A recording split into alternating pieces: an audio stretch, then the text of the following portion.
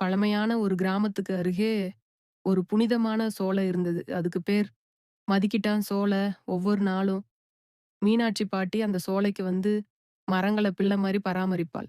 ஆனா, ஒரு நாள் கிராமத்தினர் அந்த சோலைய வெட்டி கட்டிடம் கட்ட முடிவு செஞ்சாங்க. பாட்டி மனசே உடைஞ்சிடுச்சு. அவள் கண்ணீர் கலந்த குரலில் சொன்னாள், "அம்மா, இந்த சோலைய காப்பாத்து."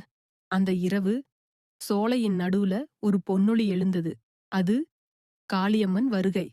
அவள் வருகையோடு அந்த சோலை முழுவதும் விலங்குகள், பறவைகள், காற்று ஒரு பாதுகாப்பு வளையம் போல நின்றது.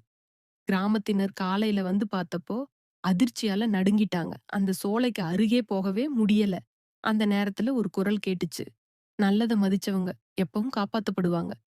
பாட்டி கண்ணீரோட சிரிச்சா, "அம்மா, நீதான் உண்மையான மதிப்பு."